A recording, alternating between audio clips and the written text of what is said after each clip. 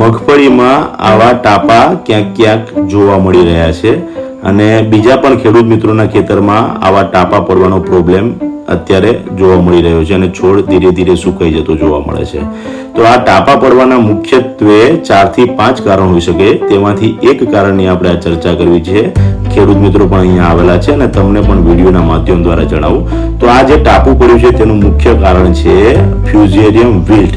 હવે આ મૂળને જે મુખ્ય મૂળ હોય તેને વચ્ચેથી આપણે ચીરીને જોયું તો આ બ્રાઉનિશ કલર થઈ ગયેલો જોવા મળે છે. બદામીશ કલરનું વચ્ચેનો ભાગ થઈ ગયેલો જોવા મળે છે. બરાબર. તો આ જે છે વેસ્ક્યુલરની અંદર સીધો એટેક કરે છે, એની અંદર પહોંચી જાય છે ફ્યુઝેરિયમ ઓર્ચિસ્પોરિયમના સ્પોર. એના કારણે સંપૂર્ણ જે રૂટ સિસ્ટમ છે તેને એ એકદમ સ્ટોપ કરી નાખે છે. જે ન્યુટ્રિયન્ટ અપટેક કરવાનું કે પાણી અપટેક કરવાની જે નળીઓ છે તેને બ્લોક કરી નાખે છે. તેના કારણે છોડનો વિકાસ આ રીતના રૂંધાઈ જાય છે અને ટાપા પડેલા જોવા મળે છે.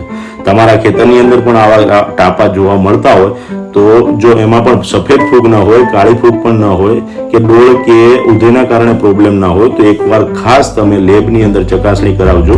તો આ ફ્યુઝેરિયમ ઓર્ચિસ્પોરિયમ નામની ફૂગના કારણે આ પ્રોબ્લેમ થયેલો કદાચ જોવા મળશે. બરાબર. તો આને કંટ્રોલ મેજરની વાત કરીએ તો બાયોલોજીકલ કંટ્રોલની અંદર ટ્રાઇકોડર્મા વિરિડી, ટ્રાઇકોડર્મા હર્જેનિયમ છે અને કેમિકલ કંટ્રોલની અંદર વાત કરીએ તો કૃષિ નિષ્ણાતની સલાહ લઈ અને સમયસર જે પણ સારી ફૂગનાશક હોય તેનો ઉપયોગ કરવો હિતાવહ છે. હવે આવા ટાપાના કારણે મોટું નુકસાન પણ થઈ શકે છે. જો છે ને, હવે પાક જો એનો મગફળી એકદમ ફર્સ્ટ ક્લાસ છે પણ આવા ક્યાંક ક્યાંક ટાપા પડ્યા છે તેના કારણે નુકસાન જોવા મળે છે. બની શકે તો આવા ટાપાવાળી જગ્યાએથી છોડ કાઢીને ડિસ્ટ્રોય કરવો. હવે આ બંને છોડ આપણે લાવ્યા છીએ. એક નુકસાન થયેલો આ છોડ છે અને બીજો એક હેલ્ધી છોડ છે. ત્યાં ટાપાવાળી જગ્યાએથી આપણે ઉઠાવ્યો છે આ છોડ અને એની બાજુમાંથી હેલ્ધી એક પ્લાન્ટ પણ લીધો છે.